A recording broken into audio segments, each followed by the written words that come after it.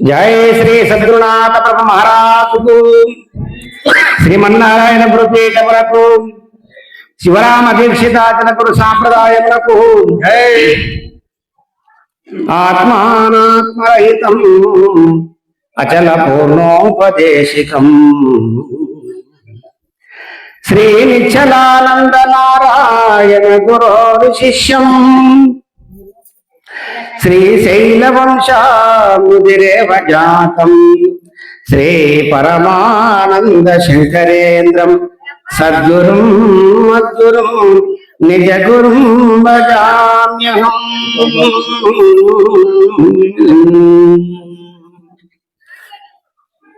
నేడు శ్రీమన్నారాయణ గురుపీఠం శివరామ దీక్షిత అచల గురు సాంప్రదాయం శ్రీమన్నారాయణ గురుపీఠ అధ్యక్షులైనటువంటి శ్రీ శ్రీ పరమానంద శంకర నారాయణ సద్గురు స్వాముల వారి యొక్క ప్రియశిష్య రత్నమ్మకు మా యొక్క ఆగ్రజుడు మరి అమృతానంద నాగేంద్ర ఆర్యుల వారి యొక్క పాదక పూజ మహోత్సవ కార్యక్రమానికి వేంచేసినటువంటి సద్గురు సాధు సంతతికి అందరికీ పాదాభివందనం తెలియజేసుకుంటూ నేను ఈ కార్యక్రమం మరి కర్ణాటక రాష్ట్రంలో మరి ఈ గోపన్పల్లి గ్రామం ఈ గ్రామంలో మరి ధర్మ కోవిదులు అందరు కూడా కొలువై ఉన్నారు ఈ సభలో మరి అందరికి కూడా నమస్కారాలు తెలియజేసుకుంటూ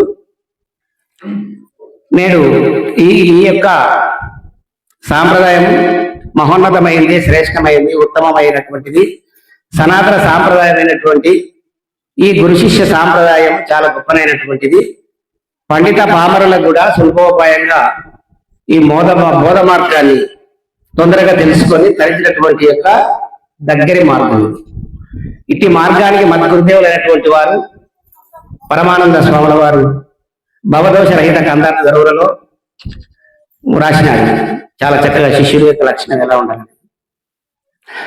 సంసార గొడవలందున హింసలు పడలేకనొకడు హేయమునుంది సంసార గొడవలందున హింసలు పడలేకనొకడు హేయమునుంది అంసారాహిత్య గురునే అడిగేనో వినోమా జన్మలో లేని దారేదో చెప్పుమా అబ్బాయి సంసార జగ్గు బాపు మాయనుచు డబ్బు నా పాదములు బట్టి సద్గురువును అడిగేను వినుమా జన్మలు లేని దారేదో చెప్పుమా. అంటే ఇక్కడ మరి అనేక సాంప్రదాయాలు అనేక బోధల యందు అనేక గ్రంథ సారాంశాన్ని సర్వం విచారించి ఇంకా ఈ నేననే అహం నశించక మరి ఎంతో నేనమేనంతో కూడుకొని ఎంతో బాధపడుతున్నటువంటి వాడు ఈ జన్మరహిత మార్గము ఎక్కడ దొరుకుతుంది, అటువంటి దేశపురత్నము ఎక్కడ గలదు అని యోచించినటువంటి వాడి శిష్యునికి మరి మరి ఆత్మీయుల వల్ల ఇటువంటి సభల ద్వారా ఇటు నిజాన్ని గ్రహించి అచలపుర సాంప్రదాయం లోపల జన్మరహిత మార్గాన్ని తెలుసుకోవడానికి చాలా చక్కటి మార్గం అని గ్రహించి మరి అటువంటి యొక్క సంసార గొడవలందున హింసలు పడలేక నొకడు హేయమునుంది. అంటే సంసారము అని అంటే రెండు విధాలుగా ఉన్నది, ఇకము పరమని రెండు విధాలుగా ఉంది. సంసారం అంటే సంసారం అంటే భార్య పిల్లలు ఇల్లు వాకిలి సంసారం ఇంకోటి మరొకటి అప్పులు సప్పులు ఇవన్నీ బాధకు పడలేక ఇంకా మరి స్వల్ప సన్యాసం అంటే భావి సన్యాసం ఉంచుకొని అట్లా పోయిన వాళ్ళకి జన్మరహితం కాదు. అంటే సమ్ యొక్క సారమే సంసారం. అంటే ఇదంతా సంకల్ప వికల్పాలతో ఉంటున్న సంసారము మరి తన హృదయం అంది ఉన్నది ఇక్కడ. ఇటువంటి సంసారం అంటే ఏంటి? సమ్ యొక్క సారము అంటే అంటే ఎక్కడైతే నీవు జనించడము మరణించడము జనన గ్రహణాల యొక్క గ్రంథి ఇది తొలగిపోవాలి.